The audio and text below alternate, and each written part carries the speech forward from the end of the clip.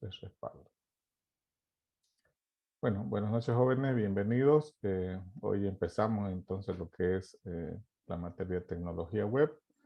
Vamos a ir viendo lo que es la parte de conceptos básicos. Si ustedes ya han ido viendo el material en digital que tenemos en la plataforma, hay un poco de historia que es bueno ir leyendo. Está el proceso de autoevaluación y una pequeña investigación sobre lo que es cibersociedad, ¿ya? Entonces, eso es lo que, la lectura para ustedes. Yo voy a ir haciendo un resumen de lo que son los conceptos básicos. Bueno, vamos a hablar de lo que es el Internet y algunos conceptos que son importantes tenerlos. Como ustedes saben, cuando hablamos de la parte web, es solamente un segmento, un conjunto un subconjunto de protocolos de Internet. Entonces, el Internet es un conjunto complejo de protocolos que funcionan. Solamente una parte de ellos son visibles. Pero el Internet, ¿cómo nació? Si bien dice la historia de que fueron 3 universidades las que empezaron con un proyecto para poder mantener una interconexión. Esto se remonta un poco más en la historia, en la Segunda Guerra Mundial, en donde habían 2 bloques, ¿no? ¿No es cierto? La parte de los aliados y la parte de lo que estaban los alemanes. Em, el frente alemán estaba avanzando en diferentes niveles, inclusive en diferentes continentes, ¿ya? Y lo que no había cómo los aliados puedan controlar el avance, es decir, no tenían acceso a la comunicación que tenían, ¿no es cierto?, desde el mando con cada uno de los ejércitos que comandaba el ejército alemán, cada uno de los frentes.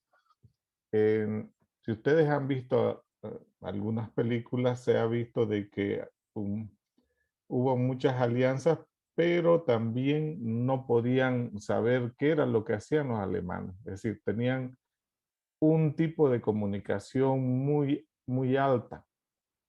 Seguramente ustedes han visto una película que se llama El Código Enigma. Enigma era una máquina como la que ven en la parte inferior derecha, en la cual lo que hacía el ejército alemán daba las instructivas a primera hora de la mañana mediante una orden en la cual enviaban la instructiva a cada frente de ataque para realizar las actividades, ¿no? Y eso era todos los días. Entonces, los aliados no sabían cuál era la instructiva. Eh, Se consiguió un conjunto de profesionales expertos, ¿no es cierto?, en lo que es la decodificación, es decir, los criptoanalistas. Se trabajó, ¿no es cierto? La historia dice que se trabajó. Uno de estos criptoanalistas, seguramente los que han visto las películas saben a quién me refiero, ¿no es cierto? ¿Quién fue el que trabajó para poder decodificar el código de Enigma?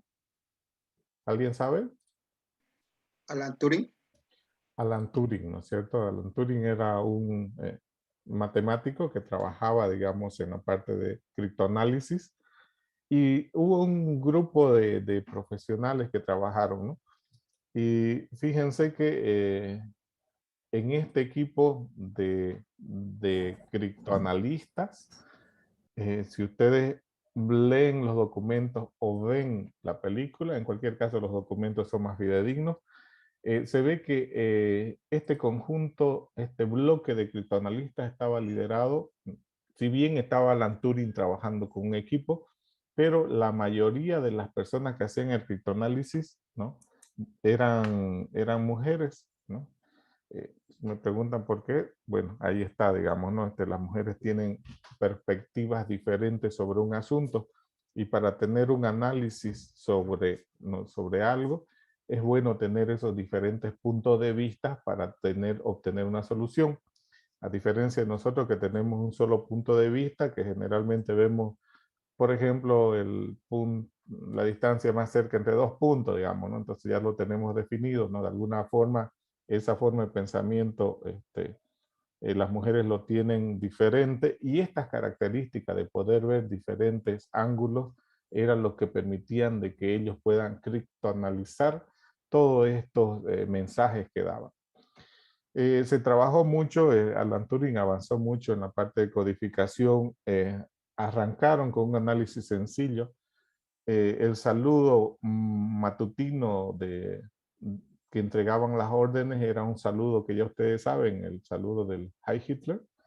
Ese segmento, ese patrón que era identificativo todos los días, ellos pudieron obtener parte de la codificación de ese patrón de saludo, pero con la máquina que se trabajó con Alan Turing, la máquina diferencial, era un poco lenta, ¿no es cierto? Cuenta la historia de que se lograba decodificar todo el mensaje hasta la medianoche. Este mensaje era enviado muy temprano, de tal forma de que, bueno, el mensaje si era enviado a las 5 de la mañana como instructiva, tenerlo el mensaje a la medianoche, no decodificado todo, sino un porcentaje del mensaje, no era suficiente para los aliados porque ya se habían hecho los movimientos, ya se habían hecho los ataques y era un poco complejo el poder reaccionar 24 o 12 horas después, ¿no es cierto?, para poder tener el mensaje. Eh, la historia también cuenta de que una de estas máquinas llegó a Polonia por error, llegó a Polonia a los aliados y los aliados llegaron a tener una de las máquinas Enigma que manejaban los ejércitos alemanes. Pero aún teniendo la máquina Enigma, no podían descifrar porque esta máquina Enigma era tan compleja y tenía un número de combinaciones, como ven ahí tiene un conjunto de rotores, de tal manera de que esta máquina iba adjunto con una libreta de códigos. En esta libreta de códigos estaba cuál era la codificación por cada día, ¿no es cierto?, del año. Entonces eso tenía una codificación única y los rotores se movían a esa combinación que generaba la libreta o que daba la libreta y esa era la codificación. Entonces, aún teniendo la máquina Enigma, era muy complejo el poder determinar cuál era el mensaje, ¿no? Entonces la máquina que hizo Alan Turing era un poco más sofisticada, ¿no? Porque ni con la máquina Enigma podían resolverlo. Pero también cuenta esta historia de que hubo un problema con uno de los submarinos alemanes en los cuales, bueno, los aliados rescataron a los alemanes del submarino que tenía problemas, estaban en un lugar frío. Levantaron todos los soldados alemanes, pasaron al barco que los estaba rescatando en este caso, del submarino que tenía problemas, pero uno de los oficiales alemanes pierde la mochila cae al agua y el oficial alemán se lanza a recuperar su mochila, ¿no? Esto produjo una curiosidad en uno de los agentes de inteligencia de la parte de los aliados y no salió la cuestionante, ¿por qué alguien puede arriesgar su vida por una mochila, ¿no es cierto?, a una temperatura muy baja del agua y bueno, lo vuelven a subir con su mochila y cuando revisan la mochila tenía la libreta de codificación de Enigma, ¿ya? A partir de ese momento, los aliados, ¿no es cierto?, con la codificación más la máquina que la obtuvieron antes, podían saber qué era lo que hacía el ejército alemán.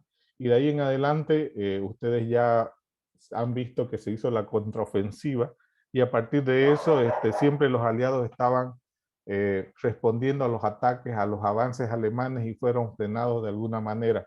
Entonces, si lo ven así, de alguna manera, fue casuístico el que se pueda encontrar una máquina Enigma, una libreta de códigos que bueno, por una conducta de una persona fue descubierta, ¿no? ¿Y qué aprendieron de esto? Ustedes saben que se perdieron muchas vidas humanas en este conflicto, pero la parte militar aprendió algo de que ellos no podían controlar el avance alemán si no tenían intervenidas las comunicaciones. Es por eso que a partir de ese momento, cuando los aliados ganaron la guerra, lo que hicieron estos aliados fue crear un grupo que lo que hacía era interceptar todas las comunicaciones que tienen a nivel mundial. Estas comunicaciones en algún momento eran inalámbricas, ¿no es cierto? Hay varios proyectos que se han encargado para realizar y poder tener control, ¿no? Se ha trabajado con Rusia en eso. Entonces tienen varios proyectos y los aliados también encomendaron, obviamente, a quien comandaba, en este caso Estados Unidos, la creación de un mecanismo que permita seguir comunicados a pesar de que haya un ataque de bomba atómica, a pesar de que haya problemas de comunicación, interferencias y demás. Esto lo pueden leer un poquito más en el librito de Tannenbaum, redes de computadoras. No sé si alguien lo tiene ese librito. ¿Alguien lo ha visto? Yo lo tengo. Redes de computadoras de Tannenbaum. Véanlo en el Sí, primer ingeniero. capítulo. En el primer capítulo él explica muy bien esto, ¿no? A partir de cómo se empezó a hacer el trabajo de lo que era la red de Internet, ¿no? Hay mucho del material luego de la Segunda Guerra Mundial, el cómo empezaron a trabajar. Entonces Tannenbaum explica un poquito, ¿no? Sobre esto. Y extracto de ese libro es lo que yo tengo aquí en la pantalla. Es decir, que ese equipo por el Departamento de Defensa creó un equipo para que construyese un mecanismo de comunicación a pesar de que hubiese un posible ataque con bombas atómicas, ¿no? Entonces se formó un equipo, ahí ven que hay varios científicos que trabajaron. De todos estos, eligieron a Licklider como una de las propuestas más viables que podría realizarse. El líder es del MIT, entonces a partir de ese momento el MIT llevó este proceso liderando con otras universidades, ¿no es cierto? Como por ejemplo, la Universidad de Berkeley, está en la parte de Santa Mónica y otros, trabajaron en un proyecto de tal manera que ese proyecto es el que generó el Internet, ¿no es cierto? Es decir, fíjense que en el año 62 tenía un bosquejo de lo que era la comunicación. Se trabajó ya de manera un poco más abierta con otras universidades para probar este prototipo, ¿no? Y bueno, ese prototipo es el que actualmente conocemos como es el Internet. ¿Cuál es la experiencia que nosotros debemos de tener de todo este proceso? Que los avances tecnológicos están dados generalmente, ¿no es cierto? O están liderados por grupos de avanzada, como por ejemplo está la NSA, en este caso la DARPA, que trabajó, y se han ido avanzando, ¿no? Es decir, que la parte militar, la parte es más avanzada lo que se tiene, ¿no? Fíjense que en el año 1962 ya se tenía lo que es una red funcional de Internet, ¿no? No con toda su potencia y demás cosas, pero a pesar de que, ¿no?, tuviesen problemas de comunicación, ellos iban a seguir, digamos, ¿no? Y trabajaron en varias líneas. Fíjense que los protocolos que se manejaban estaban para comunicación inalámbrica ya en aquel tiempo y para el otro tipo de comunicación, ¿no? Porque el protocolo funciona en esos casos, ¿no? Tanto a nivel físico como a nivel de red. Entonces, se tuvo ese avance y el resultado es eso, ¿no es cierto? El objetivo era comunicarse, que quiere decir que uno de los primeros servicios que brindó el Internet era el servicio de mensajería, ¿ya? Este servicio, el servicio de mensajería, luego le pusieron el nombre de el servicio de correo electrónico y a partir de ese momento empezó a desarrollarse. Entonces, aquí podemos ver un resumen, esto es de internet, yo lo he sacado, ¿no? Solamente vemos algunos de los avances que nos permitió realizar o llegar a lo que ahora es Internet. Fíjense que una de las cosas más significativas es de que se haya podido comunicar dos puntos, ¿no? Ahí está en 1958, ¿no? La compañía Bell fue el que creó el primer módem que permitía transmitir estos datos entre dos. Eso me permitía enlazarme a distancia, ¿no? Además de eso, miren que en 1962, ¿no? Se da inicio al grupo de investigación liderado, ¿no? Pero ya habían hecho pruebas y demás, ¿no? Estamos hablando del 62 que se tenía. A partir de eso, bueno, se fue trabajando en muchas líneas. En el 65, ¿no? Fíjense que se acuñó el primer concepto, ¿no? De email, ¿ya? Entonces, ahí fue cuando se empezó a hablar de la mensajería, que era uno de los objetivos de esta red, ¿no? El poder mantenerse comunicado a pesar de los problemas que puedan haber entre los nodos intermedios. En el año 71, ¿no? Ya se tenía una cantidad al menos de 32 computadoras conectadas al panel. Eso quería decir que ya la red estaba en producción. Es decir, a partir del 62 que se unieron 3 universidades, ¿no? Fíjense, 9 o 10 años más tarde ya estaba un conjunto más alta de computadoras. También para esa fecha se tenía, por ejemplo, se acuñó el primer símbolo de lo que es el arroba. Es decir, antes para referenciar a una casilla de correo, como empezaron a incrementar el número de hosts, entonces lo que se acuñó era el identificador de la cuenta arroba la IP del host, ¿no es cierto? Eso era lo que había. Entonces, antes no había el concepto ese de arroba, no había. Entonces, Roy Tomlinson acuñó ese término de arroba para poder referirse a los usuarios que hay dentro de un host, ¿no? Y a partir de ese momento es lo que se conoce el nacimiento de lo que es el actual correo electrónico, ¿no?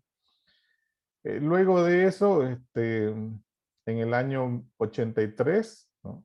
Se creó el primer nombre de dominio. Fíjense que aquí antes de pasar al año 83, en el año 1982, la definición del protocolo TCP/IP pasa para el uso civil.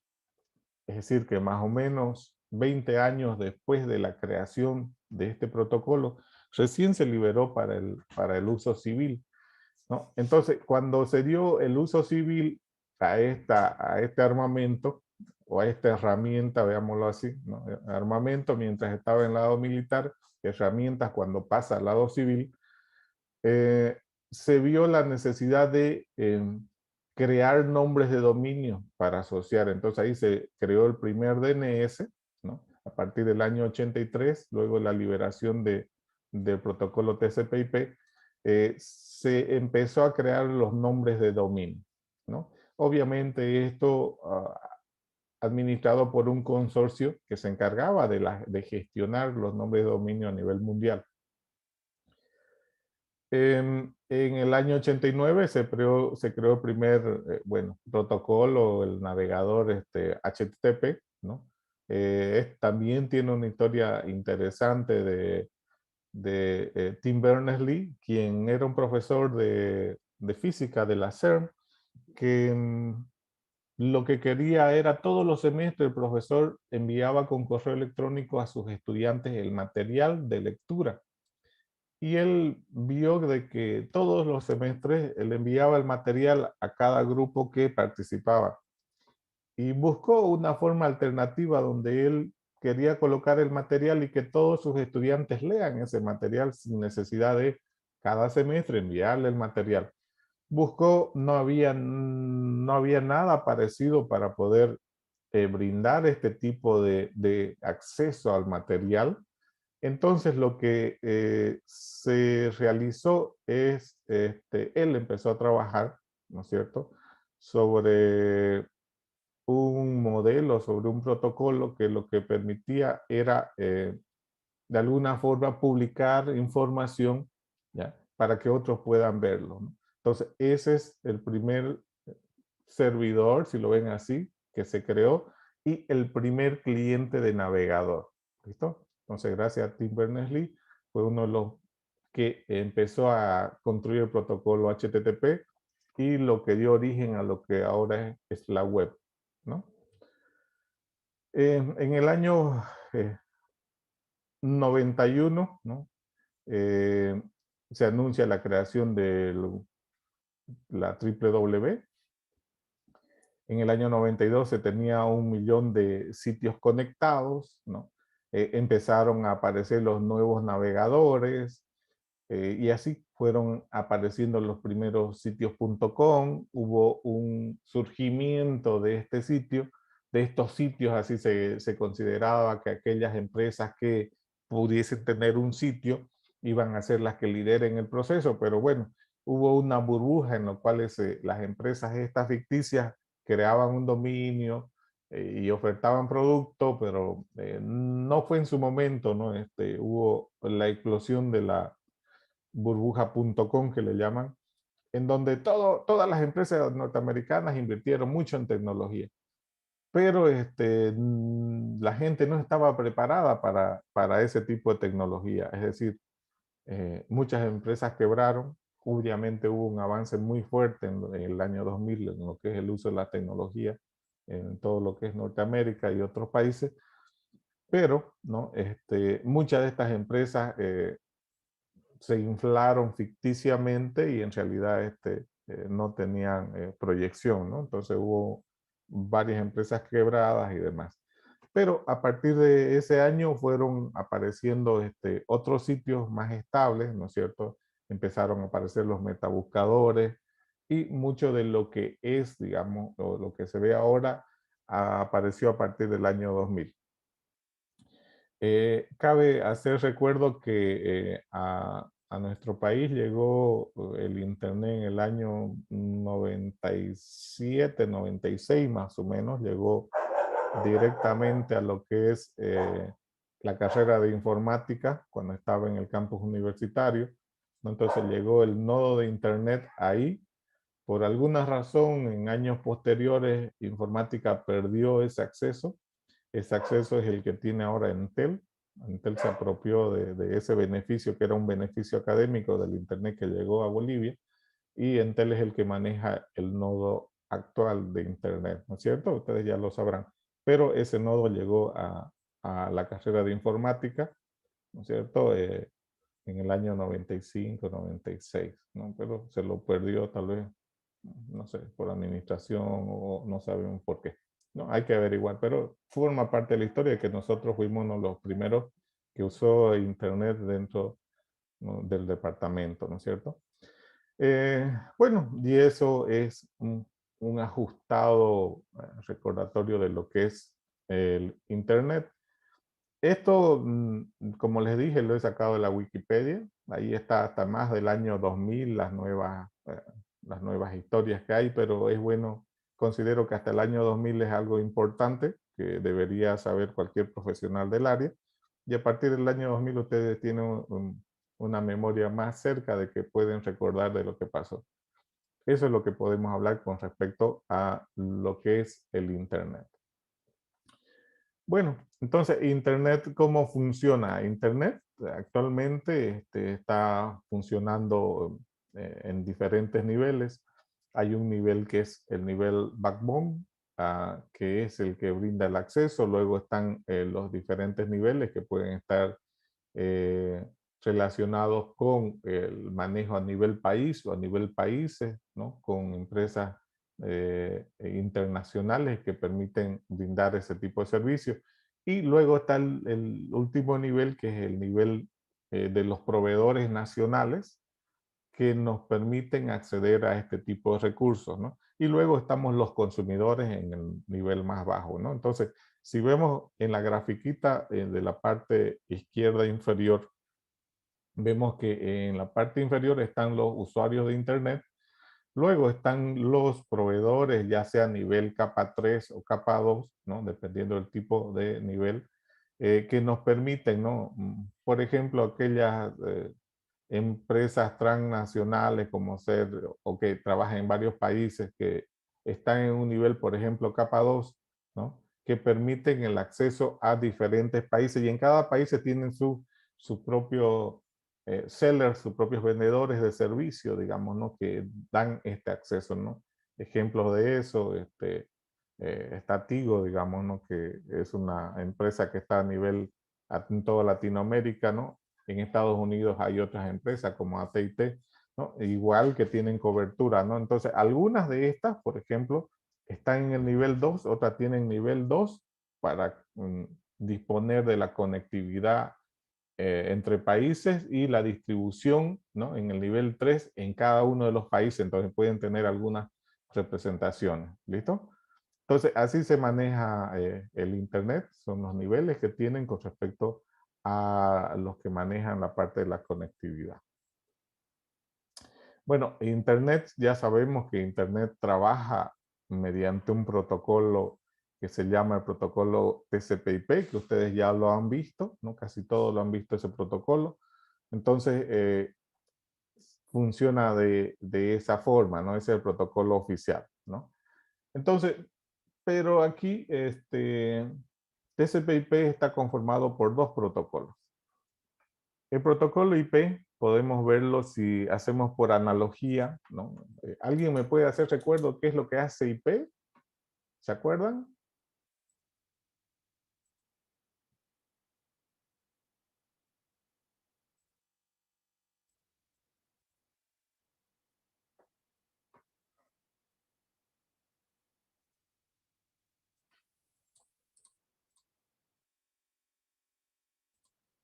¿Por hablar?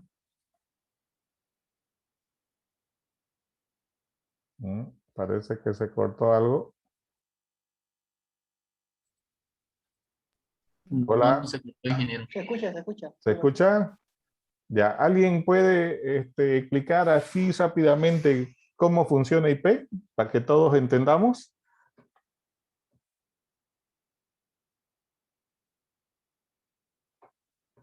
¿Nadie? ¿Quién se anima a ver?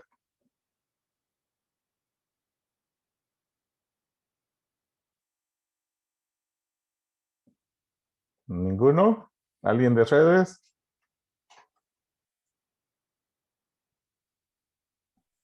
Edson. Ah, no hay nadie de redes, che. Ya uno de informática entonces.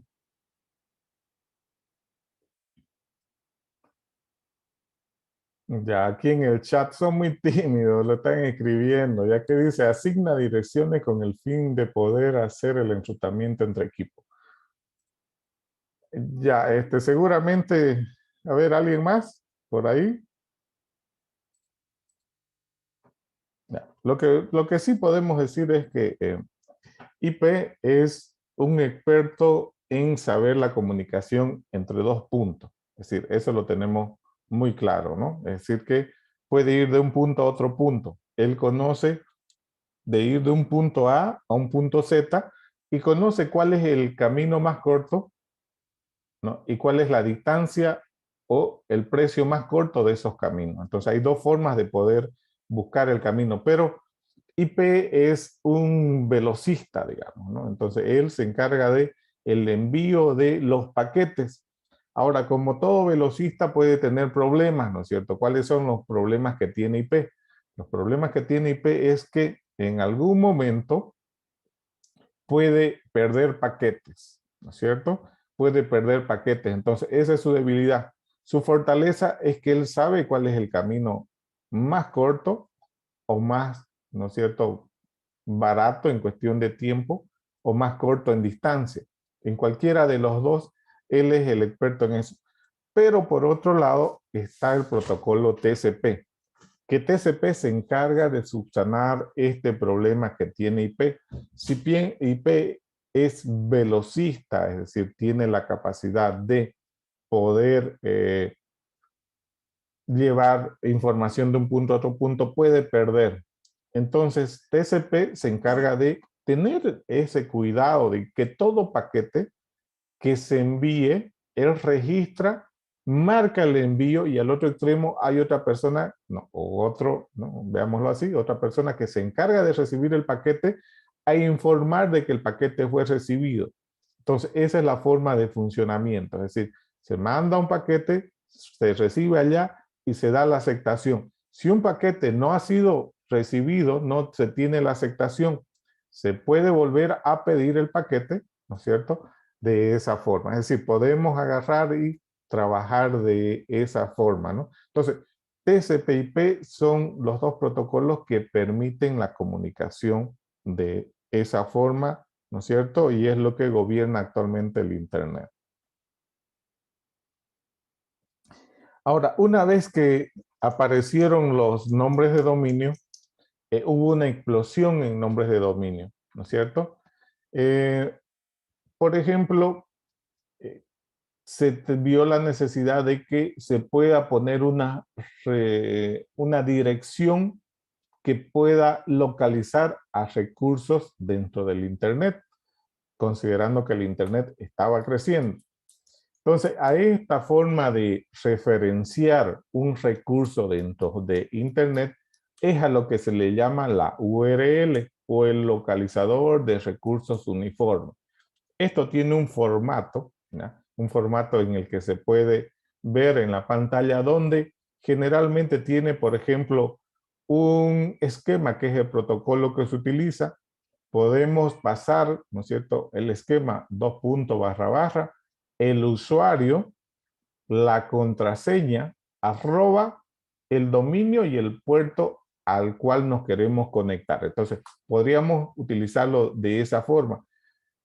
O también tiene un ajuste, este formato general, que está relacionado para acceder a recursos dentro del servidor en donde podemos usar el protocolo, usuario, contraseña, dominio, puerto, pero además podemos indicar el camino del recurso y el recurso que quiero acceder, ¿no? En el caso de, por ejemplo, de los sitios web, así tenemos, ¿no es cierto? Tenemos un sitio web, barra una carpeta web, barra otra carpeta web, y barra el recurso o la página que quiero leer, ¿no? Entonces, esa es una extensión.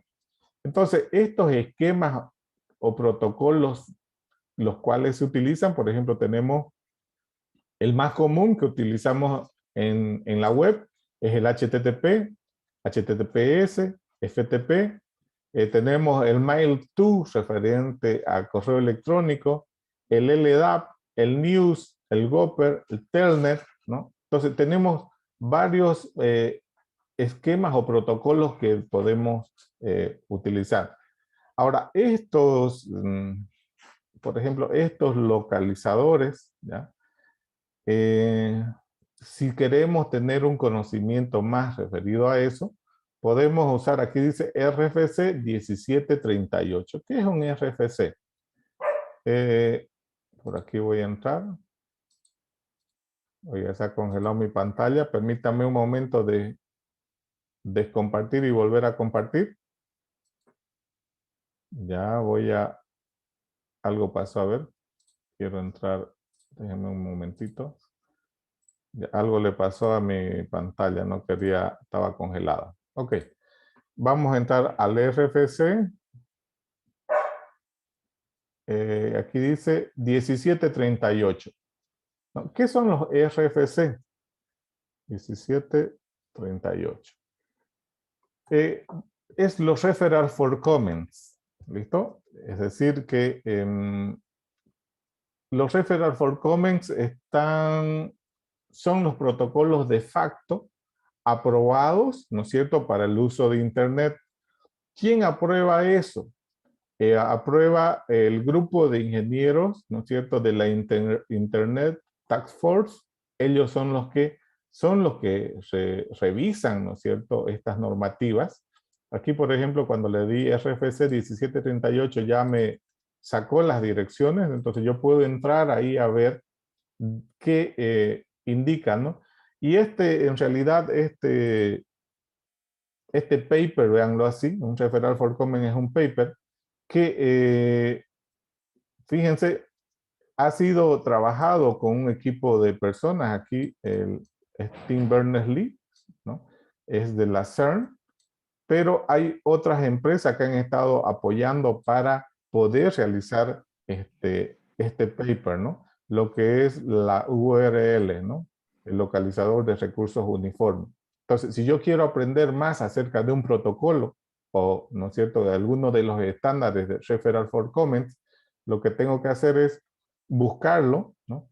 Y inclusive, ¿no?, en el paper me indica a detalle, ¿no?, cómo va el esquema, cómo se cita la dirección, ¿no? Entonces, yo puedo, si quiero leer más acerca de algo, tengo que ir a buscar un Referral for Comments y esto me va a permitir saber más acerca de un estándar que se utiliza en Internet, ¿no? Entonces, ahí tenemos, ¿no?, relacionado a lo que es la URL, entonces, quienes trabajaron, ¿no?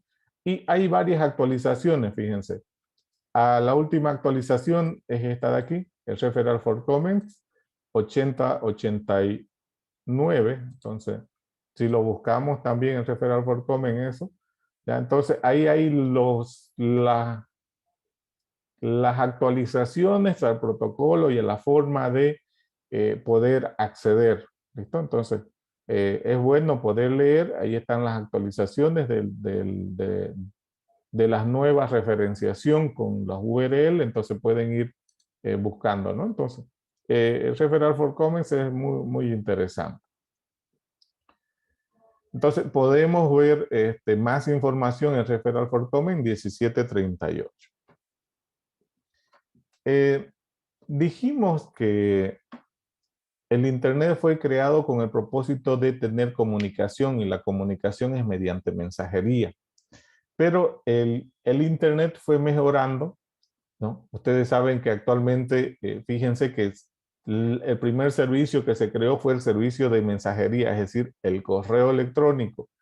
Pero luego este correo electrónico requería de que se adjunte archivos de otro tipo, que se adjunten imágenes, que se adjunten videos, que se adjunten muchas cosas. Entonces, el protocolo que permitía la comunicación, por ejemplo, de enviar información mediante texto de un lado a otro, no permitía poder enviar imágenes, sonido, video. Entonces se creó un protocolo o una extensión así para el envío de correos electrónicos. Ahí apareció MIME, ¿no? MIME es, ¿no es cierto?, es la contracción, ¿no es cierto?, de extensiones para el envío de diferentes archivos. ¿Qué quiere decir? Que yo puedo agregar a un correo electrónico, ¿no?, o a esa mensajería con la que fue creado el Internet diferentes tipos de archivos, ¿ya? Entonces, cuando yo quiera hacer un correo y adjuntar un archivo, adjuntar un video, yo tengo que ir a leer lo que es MIME. ¿Listo? Entonces, si yo quiero saber más cómo funciona MIME, puedo agarrar y leer, por ejemplo, no sé, un Referral for Comments, el 2045 vamos a ir a verlo.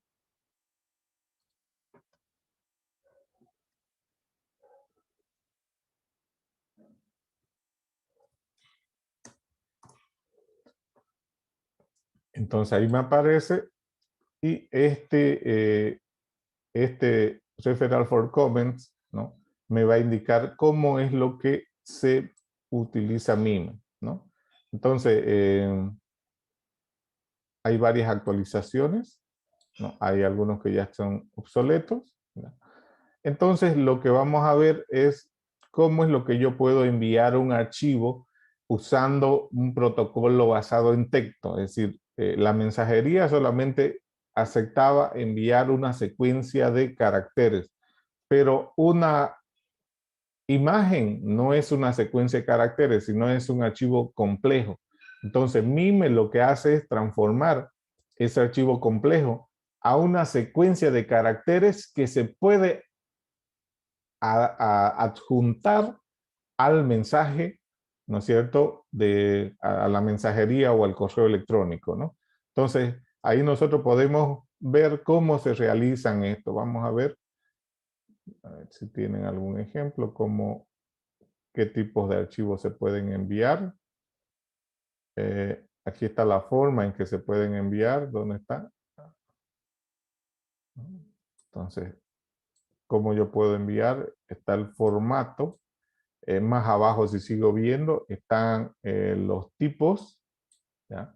Cómo yo puedo ir enviando, cómo se hace la secuenciación, es decir, transformar esa secuencia de caracteres o esa secuencia binaria a caracteres, porque si yo quiero adjuntar un archivo Excel en un correo electrónico, esos ceros y unos tengo que transformarlo a un equivalente en carácter y adjuntarlo. Entonces, yo puedo ir viendo el referral formatting de cómo hacer esto, ¿no? Entonces, fíjense que los tipos, puedo ver imágenes, audio, no video, inclusive puedo adjuntar otros tipos de datos más, ¿no? Cada vez se van aumentando los tipos de datos que permiten adjuntar, ¿no?, a la mensajería, ¿no? Entonces, si yo quiero saber más, ¿no?, sobre este protocolo para utilizar MIME, ¿no?, enviar otra información mediante un correo electrónico, tendría que referirme a este Referral for Comments, a este paper que me permite entender un poco más lo que o cómo puedo enviar una imagen o un video dentro de una mensajería textual. Entonces, MIME me permite hacer eso, ¿listo? Me permite mejorar el funcionamiento que tenía la mensajería o el correo electrónico con el que fue creado el Internet. Luego vemos de que como Internet creció, fíjense que en algún momento aparecieron lo que eran los DNS, los servidores de nombres de dominio o el sistema de nombre de dominio. ¿Y qué es lo que hace un sistema de nombres de dominio? Un sistema de nombre de dominio lo que hace es transformar direcciones IP a nombres de dominio y nombres de dominio a direcciones IP, ¿no? Y ahora ya alguien dirá, no, ¿y por qué se creó este DNS? A ver, yo les hago una consulta, cualquiera puede responder. ¿Cuántos números de teléfono, cuántos números de teléfonos ustedes pueden recordar? A ver, así, intenten ahorita, ¿a cuántos números de teléfono recuerdan? Empiecen a contar dedo por dedo, a ver, ¿a cuánto llegan?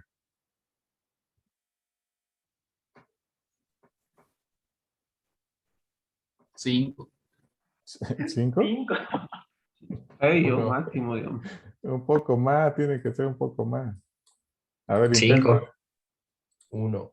1. 1. Ya. Ya en estos tiempos uno se aprende los números, Inge. Ya, imagínense, no estamos Bueno, hablando que el DNS apareció en el año 82, todavía había el sistema de telefonía y demás cosas.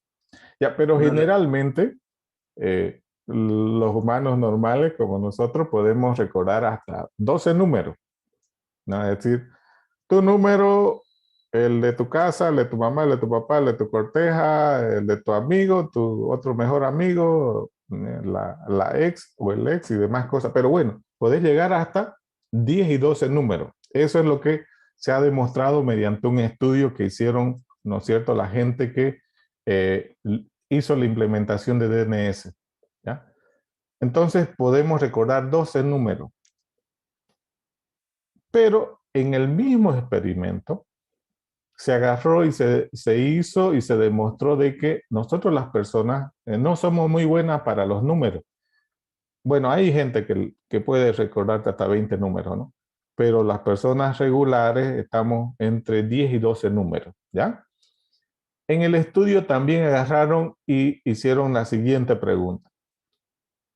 Por favor, deme los 12 nombres, deme todos los nombres de personas que usted recuerda, ¿no es cierto? Los nombres de personas que recuerdan. Entonces, a ver, hagamos la misma prueba.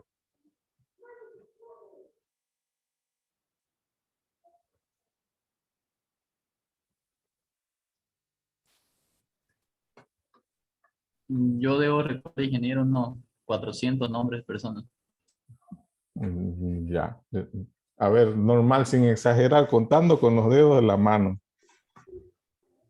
Yo nombre, recordaré unos 20 por ahí, más o menos, sí. Y más quizás, no, pero 20. Unos 40, yo creo. No, no han hecho la prueba. Generalmente, si ustedes empiezan a hacer la prueba, empiezan, ¿no?, con su nombre, el nombre de su papá, de su mamá, de sus hermanos, de los primos, y llega a una cantidad aproximadamente de 20 o superior, ¿no? Es decir, de entre 20 Se le bajó el volumen, pueden ingeniero. recordar. Está muy bajo. ¿Se volvió a bajar? Sí. Gracias por el detalle. Entonces, es más o menos entre 20 y 24 números lo que uno recuerda. Y puede recordar un poco más, como alguien dijo, ¿no? Puedo recordar hasta 30, perfecto. Y ahí cuando hacen esa comparación, cuando hicieron los expertos esa comparación, es que nosotros tenemos mayor capacidad, ¿no?, el doble y más capacidad de recordar caracteres que números, ¿no? Entonces, en base a ese estudio fue lo que empezaron a construir el sistema DNS, considerando de que nosotros teníamos esa capacidad de recordar más, ¿no?, una secuencia de caracteres que una secuencia numérica, ¿ya? Ahora, si yo les digo, ¿cuántas direcciones IP ustedes se recuerdan?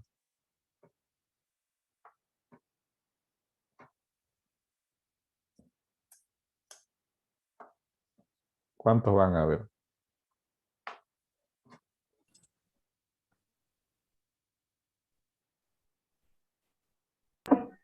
Una localhost, nada más. 127.0.0.1.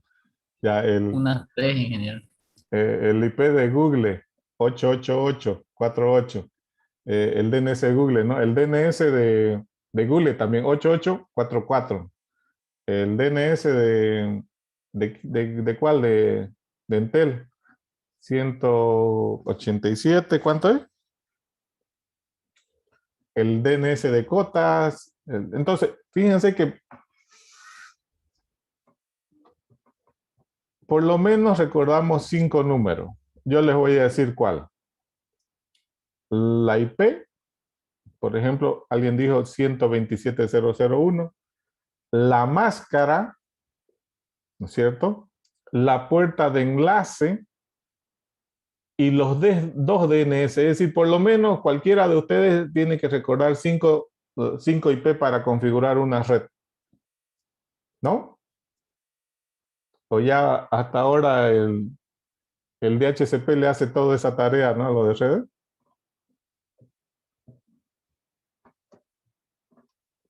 No, pero por lo menos 5 ya. Digamos, fíjense que si recordamos 5 direcciones IP, estamos maximizando nuestra capacidad y estamos recordando 20 números, porque 5 por 4 son 20, ¿no?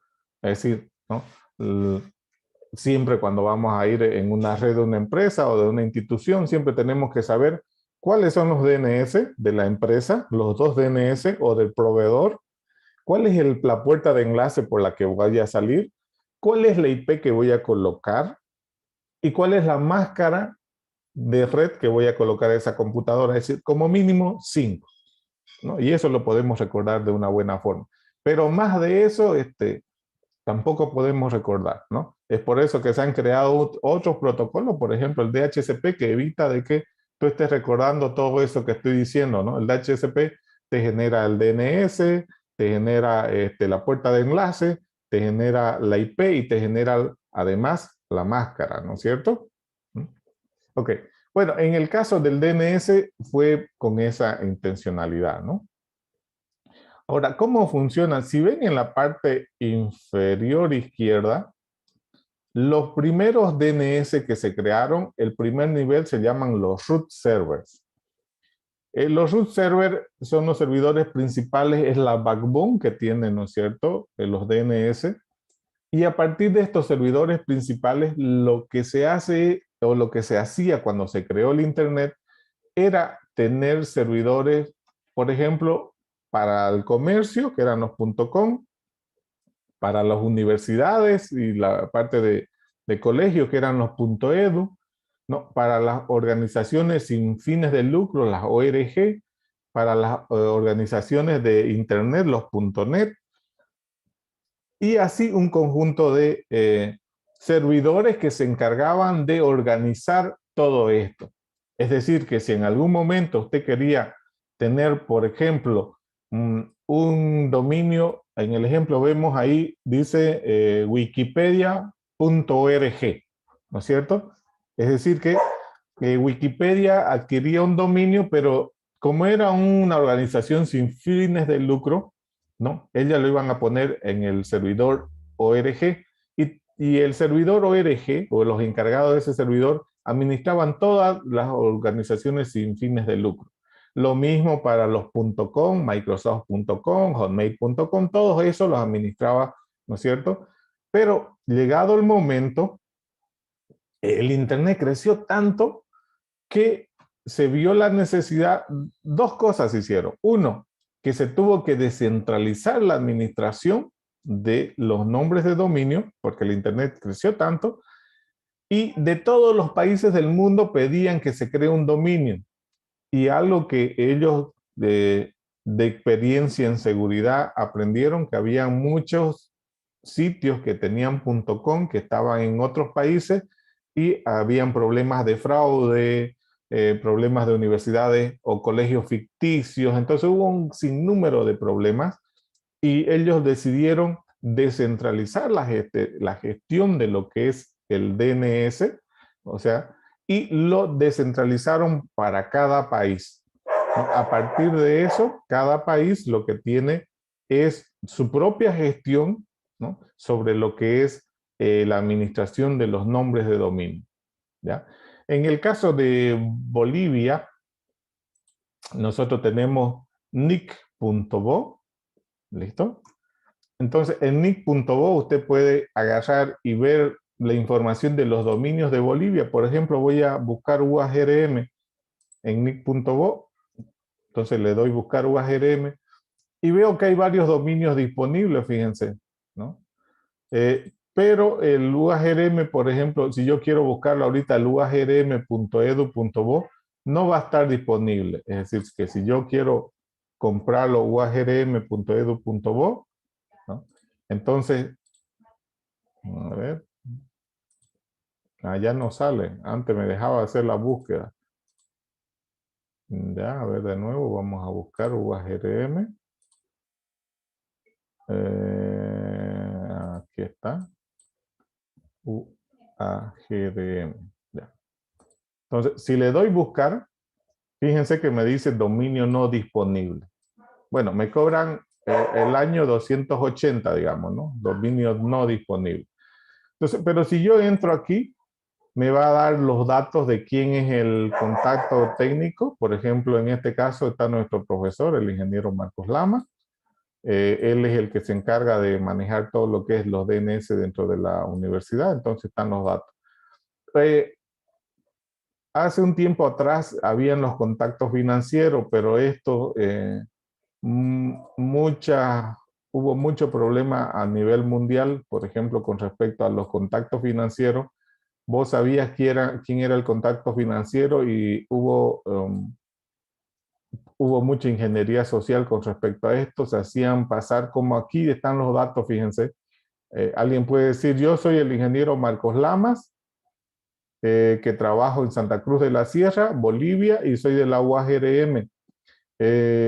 Mi correo es tal y yo necesito tal cosa. Es decir, con esta información, de esta forma, mucha gente hizo ingeniería social, es decir, se hizo pasar por estas personas y en algunos casos hubieron fraude. Es por eso que a partir de este momento, por ejemplo, aquí debería aparecer el nombre del DAF de la UAGRM, ya no aparece, ¿no? Porque seguramente la universidad sí lo ha pedido. El contacto administrativo, por ejemplo, también aquí debería aparecer, ¿no es cierto? En el caso, el contacto administrativo por defecto es el rector, el contacto financiero por defecto es el DAF de la universidad y el contacto técnico es el encargado de la DTIC de esta parte que sería Marcos Lama. Es decir, ¿no? Aquí está la información de los servidores, ¿no? Los nombres de dominio, las IP que trabajan, ¿no? Entonces, esta IP está relacionada con este nombre de dominio y la administra la universidad. Si buscamos así de otro, por ejemplo, Fama, a ver. Hay varios dominios disponibles. Aquí está fama.com.bo. Ese no está disponible. Si entramos, en este caso, aquí, por ejemplo, hay alguien que es el titular, ¿ya? Es el que maneja ese dominio, ¿no? Aquí está el contrato, el encargado administrativo, digamos, ¿no es cierto? ¿Quién es el que maneja? Y aquí está el contacto técnico, ¿no?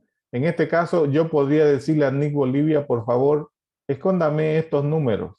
¿Listo? Pero no hemos tenido ningún problema, ¿no es cierto?, con los encargados, o nadie se ha hecho pasar con alguno de estas personas hasta el momento, ¿no? La universidad puede haber tenido ese problema y por eso se ha instruido de que esa información sea confidencial, ¿no? En este caso no hay, ¿no es cierto? Están los contactos financieros, fíjense, están los servidores que se utilizan en la empresa y demás, ¿no? Entonces, y esto se va a vencer el 22 en 6 de septiembre, ¿no? Así es. Bueno, eso es lo que más o menos ustedes pueden ver, ¿no? Entonces pueden reservar aquí ustedes los dominios. Cada país tiene esa capacidad de poder administrar sus dominios, ¿ya? Pero ¿cómo funciona este DNS? Si bien ya sabemos que hay una estructura jerárquica donde están los root servers, están los servidores, por ejemplo, en Estados Unidos están los .com, .net, .org, y para cada país tenemos para Bolivia el .bo, para Argentina el .ar, y así para los diferentes países que son gestionados por el Estado, ¿no? Pero ¿cómo funciona dentro de una computadora? En la parte inferior central, imagínense que esa es una computadora. Y están escribiendo por el chat. Ah, ya, escribieron. Son muy tímidos, pura. Pues escriben, nomás tienen que hablar. Ya. Ok. Fíjense, aquí en la parte inferior tenemos lo siguiente. Imagínense que ese cuadradito, el primer cuadrado grande que contiene los cuadrados pequeñitos, es su computador, tu equipo es. Ese equipo, para hacer consulta DNS, lo primero que hace, imagínense que tienen ahí un cliente de correo, un Thunderbird, o un navegador que puede ser un Firefox o el que utilice. Ahora, el navegador para entrar a un sitio hace una consulta. ¿A dónde consulta primero? El navegador lo que hace es lo siguiente. Va a consultar primero, varios de los programas tienen un caché que almacenan el dominio y la IP a donde han ingresado, en el caso de los navegadores. Entonces, él se pregunta, ¿está en la caché este dominio? ¿Lo tengo? ¿Sé cuál es la IP de este dominio? Si no lo tiene, va a preguntar al computador. El computador tiene un caché, es decir, va y pregunta al sistema operativo. En la caché local del sistema operativo le dice, oye, ¿no sabes quién es este dominio? Entonces el sistema operativo va a ir a su caché y va a preguntar, a ver, suponiendo que preguntemos www.uagrm.edu.bo, ¿está en el caché de la aplicación? No. Preguntémosle al sistema operativo. Al sistema operativo le preguntamos, ¿no? ¿Sabes quién es www.uagrm.edu.bo? Si él sabe, le devuelve la IP. Si él no sabe, fíjense, sale del cuadrito, sale de tu equipo, sale de tu computador y va al ISP. Entonces, el ISP, en este caso, lo que hace, fíjense, por eso los ISP nos dan una dirección IP, ¿no? Nos dan una dirección que son los servidores DNS. Porque vamos y le pedimos a ellos, ¿usted sabe quién es www.uagrm.edu.bo? Entonces, si el ISP sabe quién es UAGRM, me devuelve la IP y esa IP la usa el navegador. Caso contrario, lo que va a hacer es el ISP va a preguntar hacia arriba, hacia la jerarquía, es decir, va a ir al siguiente servidor jerárquico de ellos, que es al .bo. Si el punto .bo no supiera, se va a ir a los root servers. Y los root servers, ¿no?, van a ir bajando en jerarquía hasta llegar a aquel servidor que conoce quién es ese. O por ahí no existe también, ¿no? Entonces, fíjense que va a subir jerárquicamente de tal manera de que para obtener una respuesta de la dirección IP que estamos buscando o indicar de que el dominio no existe. ¿Ya? Esa es la secuencia que maneja más o menos, ¿no? Que se está acostumbrado a trabajar. Una gráfica un poquito más grande, ¿ya? Suponiendo de que nosotros estamos en la parte inferior, ¿no? Donde empieza el número 1, ahí estamos con nuestra portátil, somos el muñequito color azul. Fíjense que lo que primero que hacemos es, aquí no indica en esta imagen, pero lo primero cuando usted abre su navegador y escribe www.uagrm.edu.bo, primero se pregunta a él mismo, ¿lo tengo ese dominio? ¿Lo tengo cacheado? El navegador. Si él dice no, le pregunta al sistema operativo, ¿sabéis quién es UAgrm.edu.bo? Si él no sabe, se va y se pregunta al punto 2, que sería en este caso el ISP. Si estoy con cotas, sería el de cotas, al de Entel, al de Tigo, al que sea. Si el proveedor de mi proveedor no sabe, se va a ir al punto 3, que es a los servidores superiores que tenga en este caso, ¿no? El que esté en el nivel 2 o en el nivel 1, dependiendo del proveedor. Entonces, se va a ir a ese nivel y ese nivel los servidores siempre van a saber, digamos, ¿no? Ah, no, ¿sabes qué? Tenés que ir a tal lugar. Entonces, al proveedor ISP agarra y le devuelve, ¿no es cierto?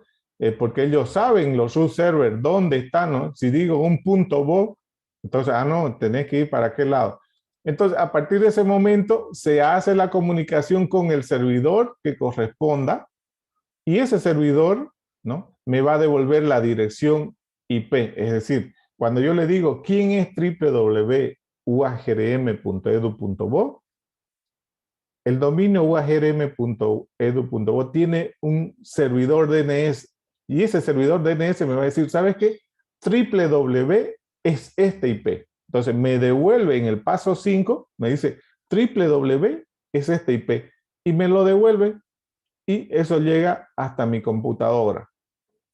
A partir de ese momento, www, como yo sé cuál es la IP de www, ya me conecto directamente desde mi computadora al servidor. Fíjense que la comunicación en Internet es por IP, pero se utiliza el DNS, ¿no? Muchos utilizamos el DNS. Entonces, en este sentido, mi navegador arma un socket, ¿no?, con el servidor, con el punto 8 que tiene una IP. Inge, te le bajo el En ese volumen. momento podemos usarlo.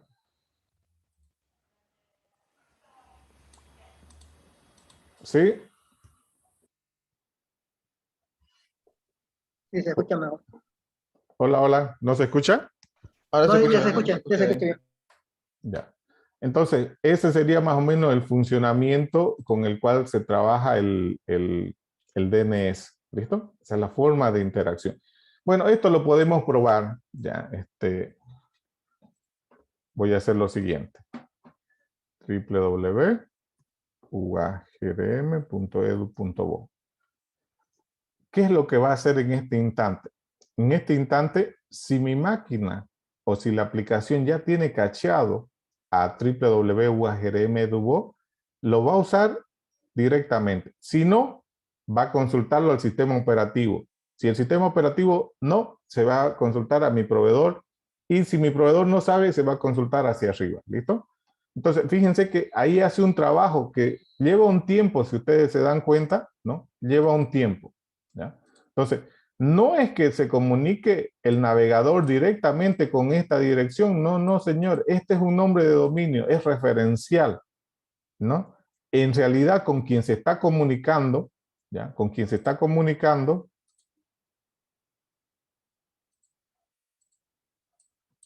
ya ahí se ve bien, me avisan. Sí, se ve, Fíjense, ingeniero. utilizamos nslookup, seguramente ya lo han visto este comando, y le decimos quién es uagrm.edu.bo. Es decir, le estoy preguntando, eso es lo primero que hace el navegador. El navegador, ¿no?, usa un programa como NSLookup y él consulta. Entonces, fíjense que NSLookup, este programa consulta localmente. Aquí está preguntando a mi sistema operativo, fíjense, al 127.0.0.1, ¿no?, puerto 53. Y mi sistema operativo sí sabe quién es UARGRM y él le responde, miren. Si mi sistema operativo no supiese, ¿ya?, la consulta se va a otro nivel. ¿Listo? Y me dice www.uagrm.edu.bo. Esta es su IP 5.189.168.236. Pero yo puedo decir, no, a ver, voy a consultar al 287.110.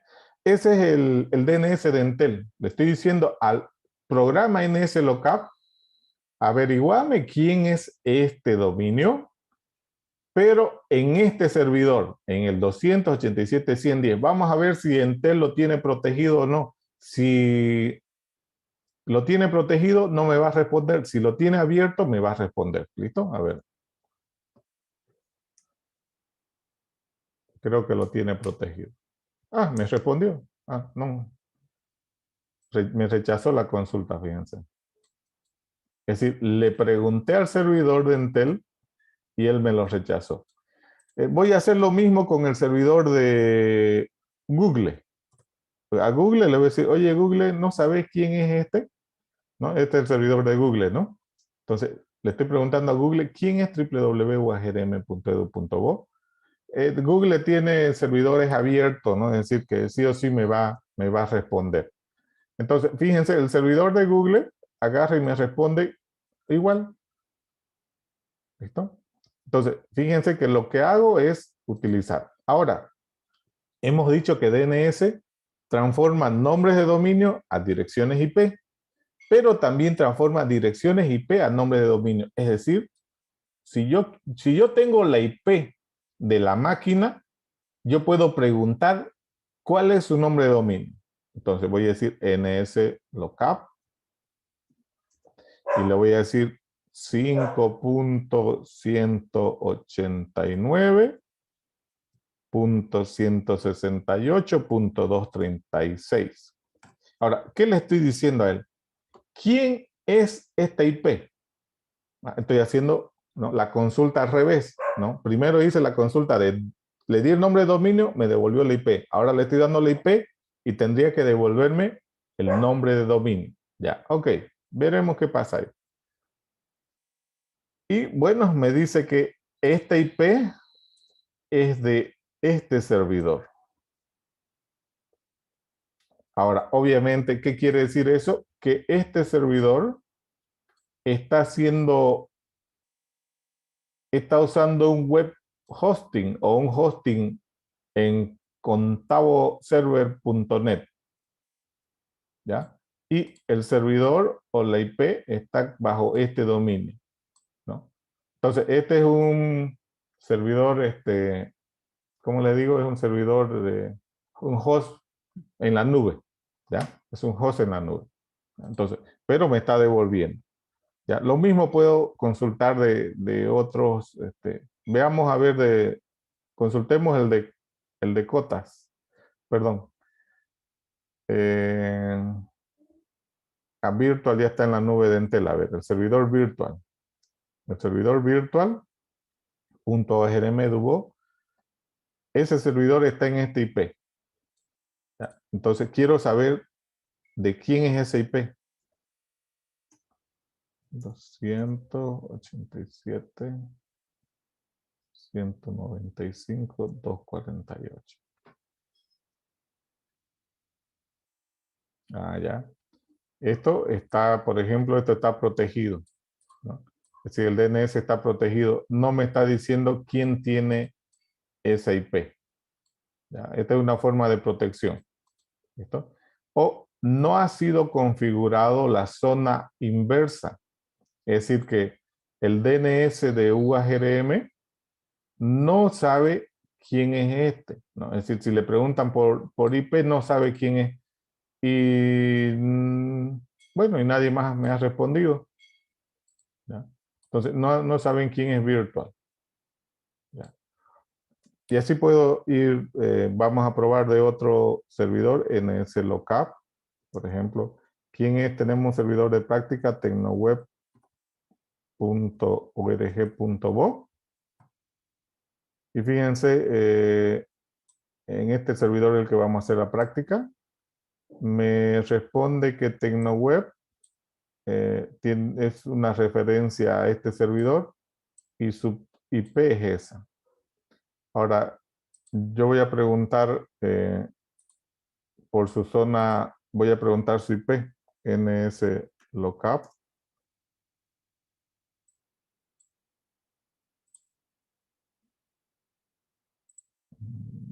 A ver, déjenme un momento, NSLookup voy a 37, 187, 122, 232.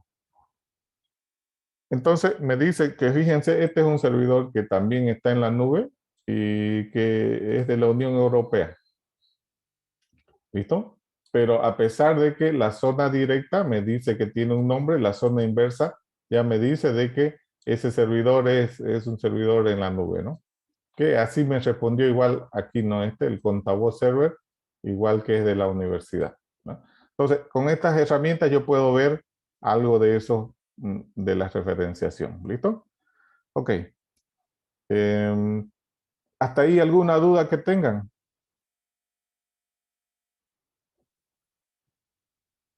¿Ninguna? Ingeniero, una pregunta. Cuando, por ejemplo, directamente nosotros le damos una dirección IP al navegador, ¿el navegador sigue consultando a su caché de los DNS o directamente ya el navegador sabe ir directamente? Directamente lo usa. Ya no hace esa consulta DNS. ¿Ya? Solamente cuando, por ejemplo, él detecta que no es una IP, hace consulta DNS, ¿no? Está en la implementación del navegador.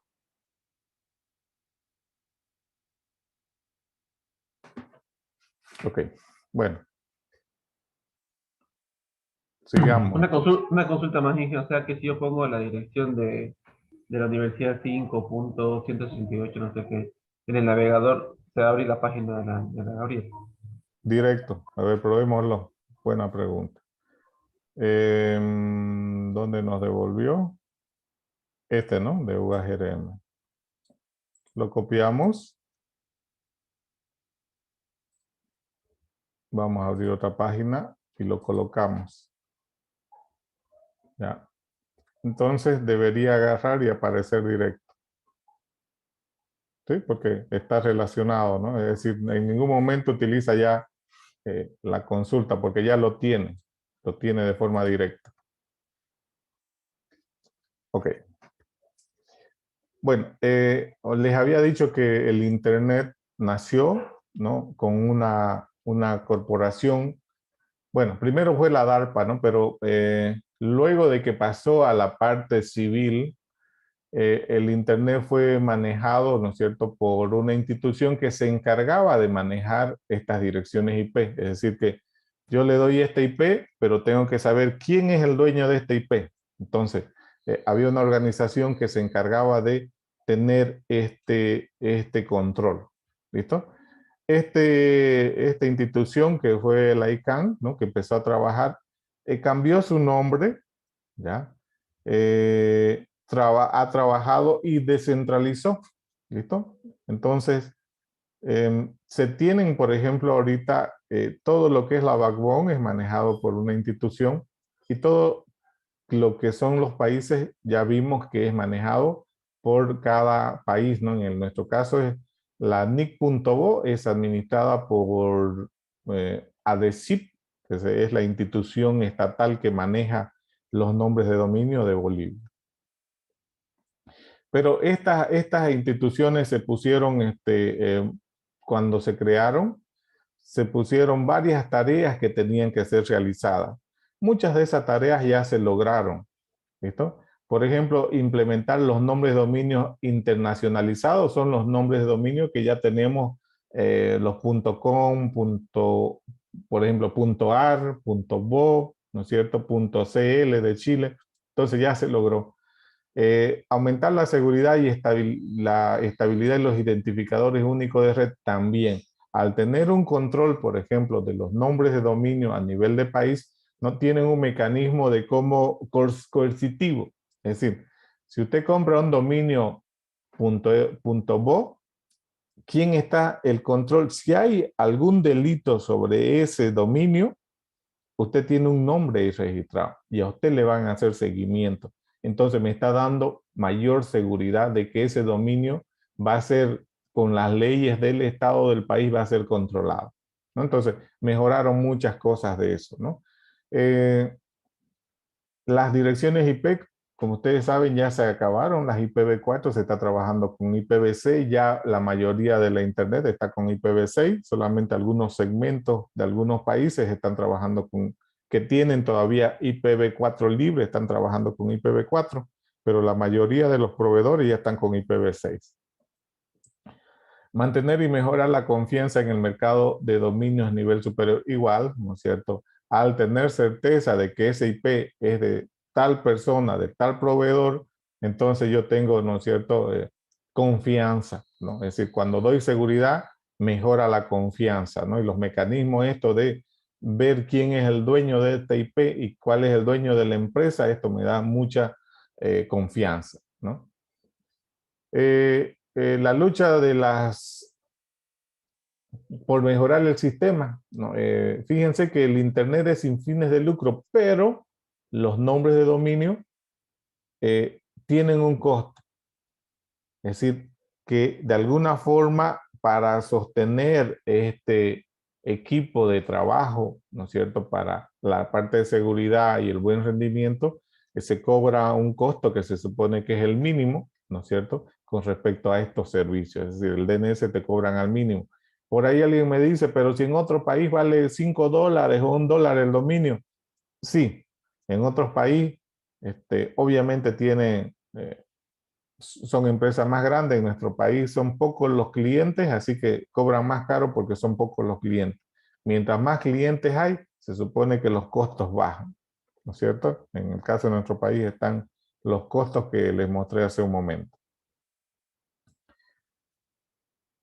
Bueno, y se han ido trabajando, fíjense, en trabajar con el gobierno, responsabilidad, seguimiento y demás cosas, ¿no? Entonces, se garantiza la estabilidad financiera del funcionamiento de los nombres de dominio gracias a estos cobros que se realizan al adquirir un nombre de dominio, ¿ya? Entonces, eso es lo que podemos hablar sobre la ICANN y el DNS. Otro protocolo que, fíjense que sí o sí nació con Internet de alguna manera, es el SMTP. El SMTP es un protocolo que me permite enviar mensajerías de tipo texto, ¿no? Para ello, yo necesito conectarme mediante un socket de un punto a otro punto.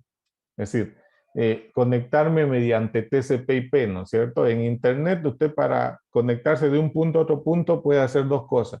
O programarlo mediante el uso de socket y conectarse la IP origen, IP destino, puerto origen, puerto destino y armar un socket en programación. O usar un programa que le permita hacer un socket, ¿ya? En cualquier caso, se puede realizar eso, ¿ya? ¿Qué más? Cuando yo quiero enviar un correo, un mensaje, puedo utilizar algunos comandos. Por ejemplo, aquí tenemos hello, mail from, rcpt2, data, quit, help. Entonces, se tiene un conjunto de comandos que yo puedo usar.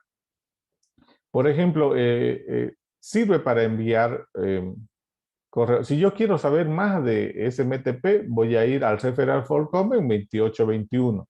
O si quiero probar de que funciona, también puedo agarrar, ¿ya? Cuando yo me conecto a estos protocolos tienen un estándar de comunicación. Por ejemplo, si el servidor me responde 200, es que la operación ha sido un éxito. Si me responde 300, ha sido que la orden ha sido aceptada, pero requiere más información. Si la información me responde un 400, ¿no? Para una respuesta de error, dice, que puedo volverlo a repetir, puede ser que el servidor esté ocupado o cosa por el estilo. Pero cuando el protocolo me responde 500, ya no tengo que volver a hacer esa solicitud porque es un error permanente. No debe repetirse la orden, ¿ya? Entonces, en la mayoría de los protocolos que están elaborados por la Internet Task Force, ¿ya? Por el grupo de ingenieros del IETF, manejan este esquema. Es decir, yo me conecto y me va a devolver o un 200, un 300, 400, un 500, dependiendo del tipo de respuesta o los parámetros que haya enviado. ¿Listo? Entonces, probaremos aquí hay un ejemplo del uso del protocolo SMTP, ¿ya? Lo voy a hacer un poquito más amplio para que ustedes puedan verlo. Voy a limpiar la pantalla, ¿ya? Y lo siguiente, ¿ya? Yo puedo hacer un programa para que se conecte mediante un socket, o puedo agarrar y utilizar un cliente que arme un socket. Por ejemplo, Telnet es un programa que me arma un socket. Ustedes ya han utilizado Telnet. Entonces, a Telnet yo le puedo pasar o la IP o el dominio a donde me quiero conectar. Entonces, en este caso le estoy diciendo, por favor, quiero conectarme. Vamos, es para pruebas. mail.tecnoweb.org.bo. ¿No? Entonces le estoy diciendo que se conecta a ese servidor. Y le voy a decir, el protocolo SMTP se conecta en el puerto 25. Ahora, ¿cómo se va a armar el socket? El socket va a tener este IP origen, ¿no? Perdón, este IP destino y este puerto destino. Y la IP origen va a ser la IP de mi máquina y un puerto al azar que yo puedo tener libre en mi computador. ¿Listo? Entonces aquí lo estoy poniendo la IP destino y el puerto destino. Y la IP origen es la que tengo y el puerto origen es el que esté disponible. Entonces me voy a conectar. Ahora, aquí fíjense que Telnet va a consultar a los DNS y luego se va a conectar vía IP. Entonces me conecto. Uy, no está Telnet. A ver, vamos a decir que lo instale, a ver si lo deja instalar. Ah, ya, sí.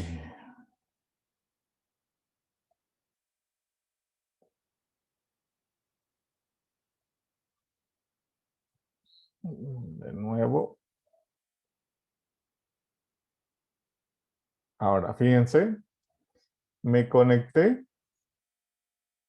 y en realidad me conecté a este IP, ¿no? Porque Telnet lo que hizo es transformar este nombre de dominio a dirección IP a este IP y a este puerto me he conectado. Entonces me dice se conectó y me da una respuesta, miren, 220. Esta respuesta, ¿qué quiere decir? Es una respuesta que está basada en el 200, que está bien, ¿no? Entonces, yo voy a usar el protocolo, lo que he estado aprendiendo, y me dice por aquí que hay varios comandos. Puedo hacerle hello, my from, scpt2 data. Entonces voy a usar esos comandos que estoy aprendiendo. Entonces lo voy a saludar al servidor. Hello. Le voy a decir mail.tecnoweb.org.bo. Le estoy saludando al servidor. Es lo primero que me dice el protocolo. Y fíjense lo que me responde el servidor. 250. Bueno, me responde y me dice hello y ya identificó mi IP. Si en este momento yo voy a averiguar qué IP tengo.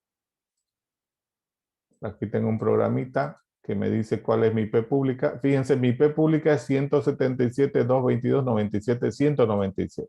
Esa es mi IP pública. Y aquí ya él lo detectó ya, ¿no es cierto? Es decir, él pudo ver lo que esa era mi IP. Ok, please to meet you, me dice, ¿no? Entonces, luego de hello, yo voy a mandar un correo, le voy a decir mail from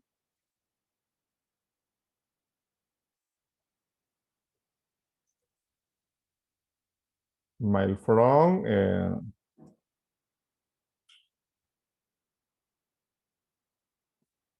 ver.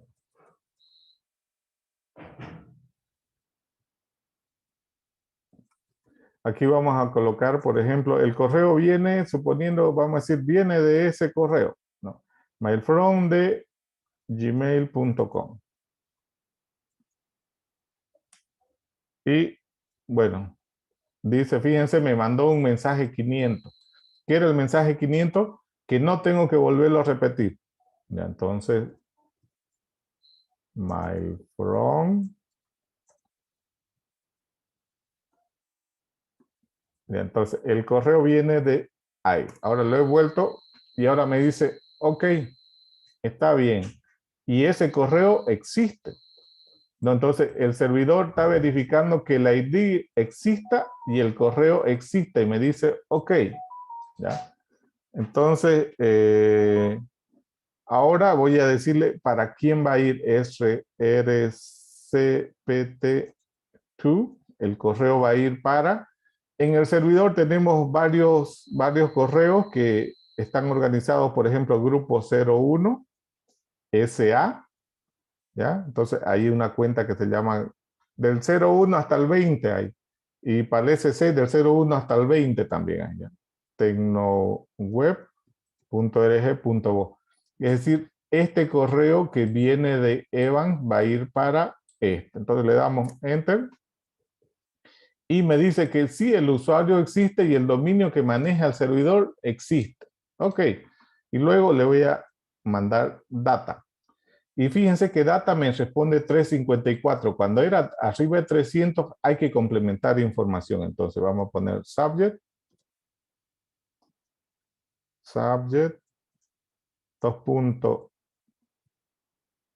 Vamos a poner con mayúscula demo correo. Y después voy a poner un hola, ¿cómo estás?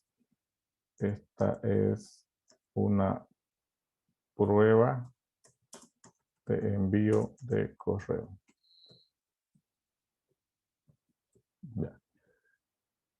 Y para completar el envío me dice, no, para enviar el correo en una línea en blanco ponga un punto y presione Enter. Entonces estoy poniendo en una línea un punto y presiono Enter. Y el correo se aceptó y se lo envió. ¿Listo? Y ahora yo puedo desconectarme. Aquí me dice un comando quit. Quit.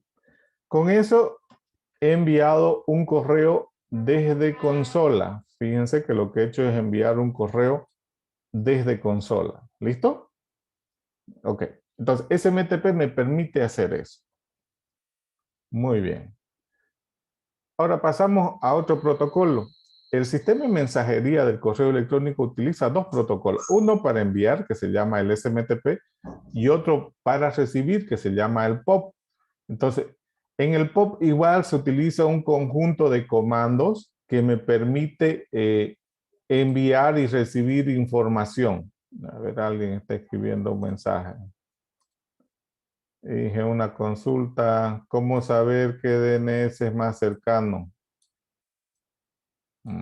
¿Cómo saber qué DNS es más cercano? Ustedes saben que la única forma de medir la distancia puede ser mediante un ping.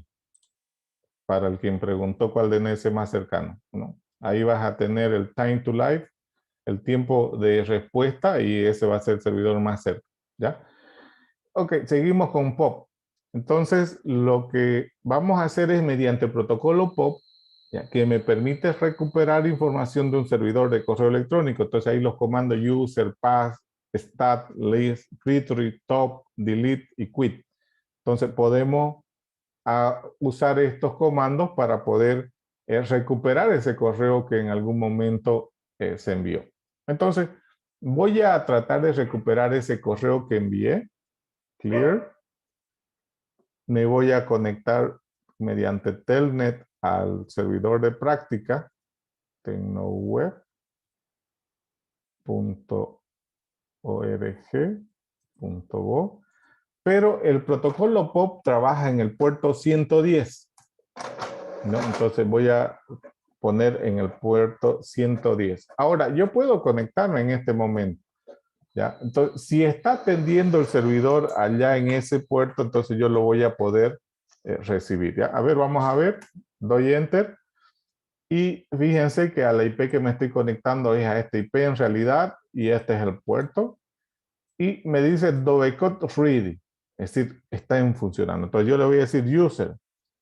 Al usuario al que le envié el correo, me estoy conectando al servidor para descargar ese correo. User Grupo 01 SA. Ese es el usuario.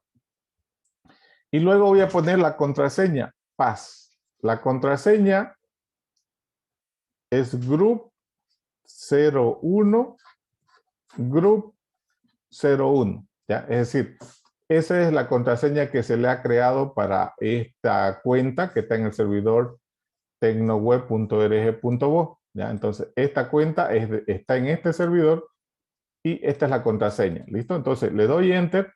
Si todo está bien, me va a aceptar. Si escribí mal la contraseña o el usuario no existe, me va a poner, ¿no es cierto? Me va a reclamar aquí. ¿Ya? En este caso, me está diciendo de que no lo reconoce. A ver, voy a volver a probar. User,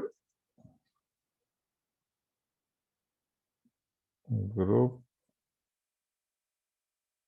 grupo 01 SA. Ese es el usuario. Y el password debería ser eso, group 01, group 01.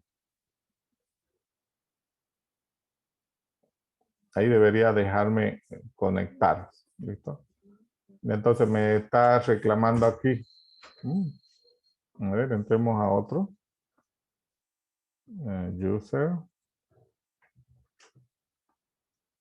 Grupo 01 SC. Pass. Grupo 0. Group 01.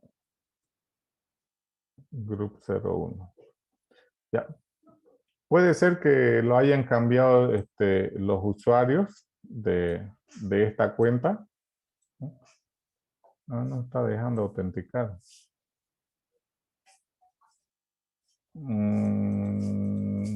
A ver, de nuevo. User.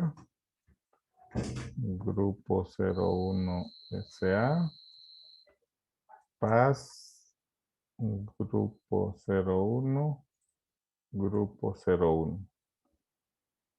Bueno, debería dejarme autenticar. Si no es que la contraseña está mal.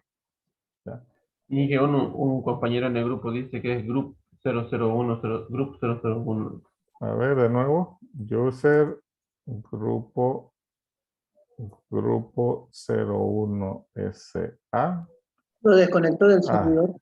Ya me sacó. De nuevo, a ver. Es que muchos intentos ya. Grupo 01 SA. Pass.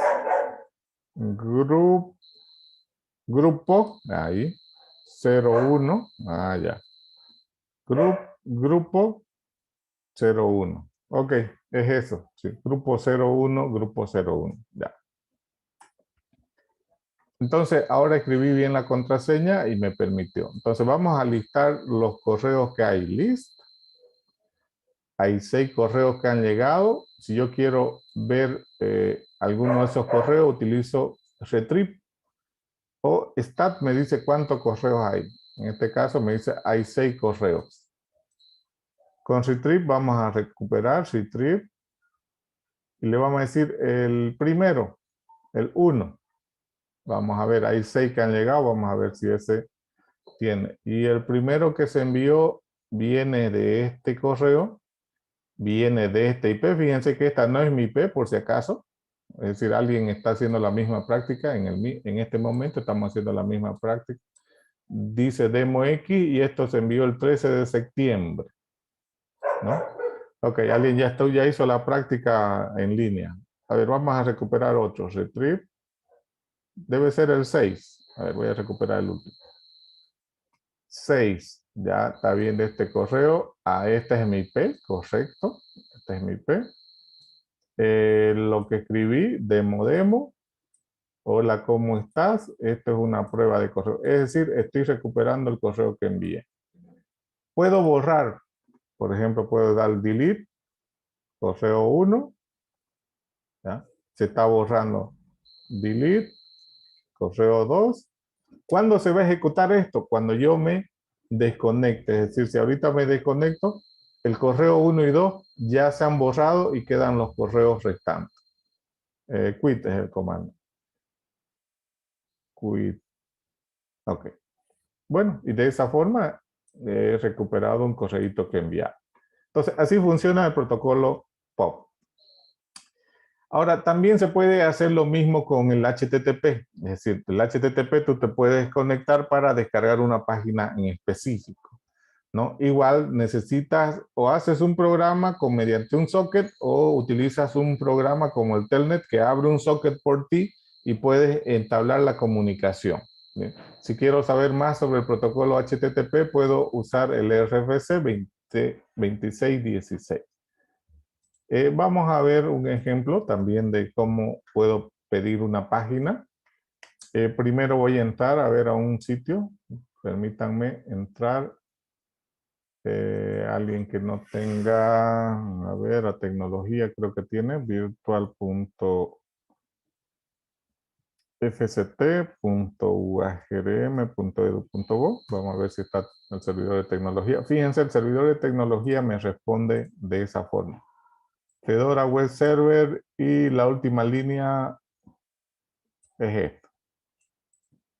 Entonces, esta página yo quiero recuperarla. Está en la raíz, ¿no? Está en la raíz del servidor.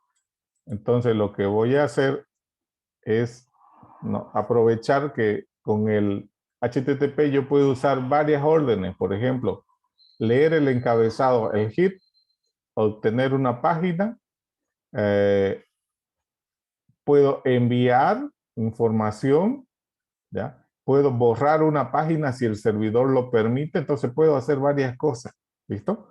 Entonces lo que vamos a hacer ahora es poder obtener información. Fíjense que el get es para obtener, el post y el put para enviar, ¿ya?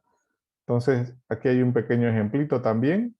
Fíjense, armo un socket y ahí escribo get y la página que quiero obtener. Si no sé qué página es, pongo get barra y eso me va a obtener la página principal. Y espacio HTTP versión 1.1. Ponemos el nombre del host, ponemos el agente que estamos utilizando, dejamos una línea en blanco y el servidor nos va a responder de esta manera. Si la página se encontró, va a responder HTTP 1.1.200, quiere decir que lo encontró. Me dice el tipo de página, me dice el tamaño de la página y me dice el contenido de la página. Entonces, me puede responder de esa manera. ¿Ya? Este es un ejemplo con otra página demo. Ahora vamos a probar con el de tecnología, a ver si nos permite recuperar. Entonces vamos a limpiar aquí. Vamos a crear una conexión. A ver, aquí.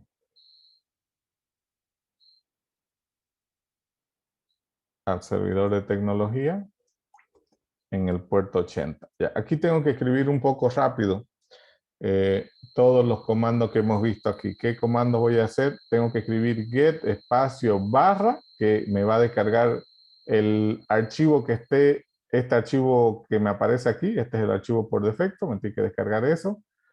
Luego le pongo el protocolo, el nombre del servidor y, bueno, host, 2 puntos igual, user agent, 2 puntos igual y una línea en blanco. A ver si me da el tiempo, si me permite. Ok, voy a copiarme esto por si lo necesito para escribir más rápido. Ya. Entramos entonces. Get, la página principal, mediante el protocolo HTTP barra 1.1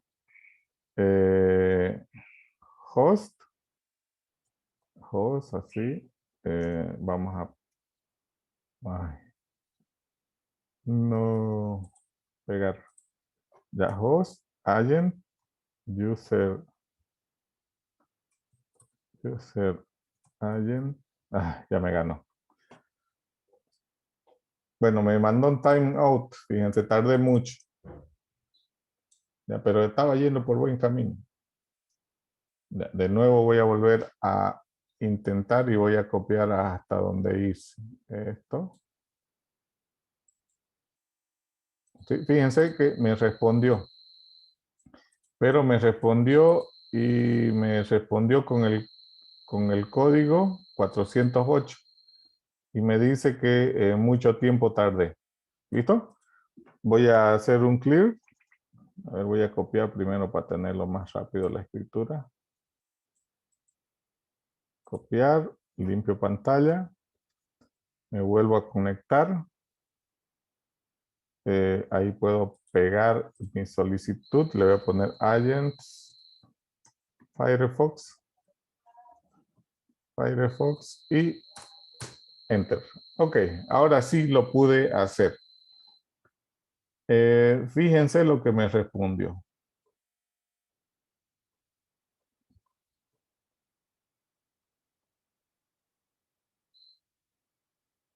Ya, esta fue la orden que di. Ya, me respondió de esa forma. El tamaño, la versión del sistema. El documento. El título, fíjense que dice Test Pay for HTTP Server on Fedora. Este es el título que tiene que aparecer aquí. Entonces, test, fíjense aquí. Test Pay for HTTP Server on Fedora. Ya, eso, el título estamos bien. Hasta ahí el título estamos bien. Y vamos a ver la siguiente línea. Aquí hay algunos hojas de estilo. Luego me dice en el cuerpo Fedora Web Server con negrita. No, Test Pay Strong, ¿no? Entonces, veamos. Fedora Web Server. Test Pay, ¿no? Eso. Y al final debe haber esta información. Quiere decir que lo pude descargar esa información. ¿Ya? Entonces aquí está la información del pie. Y con eso lo que he hecho es descargar una página mediante el protocolo HTTP. Muy bien, jóvenes. Hasta ahí, ¿alguna consulta que tengan o duda?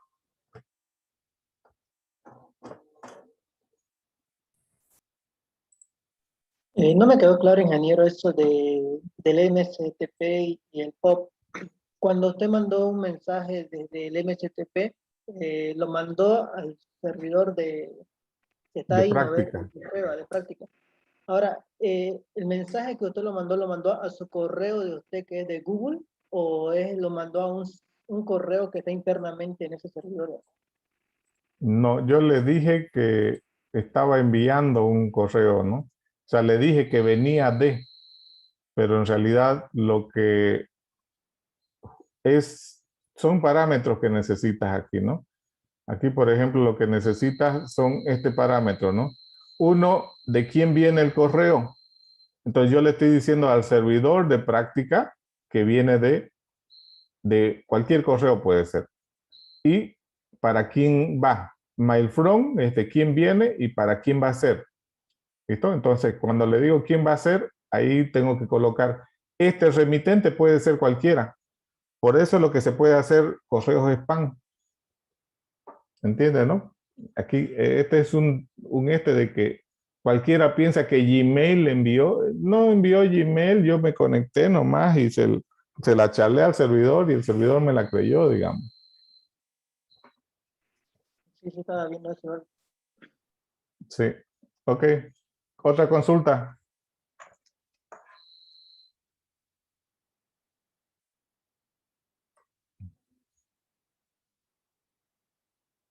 Bueno, si no hay más consultas, entonces ahí quedaremos y continuamos la siguiente clase. ¿Listo?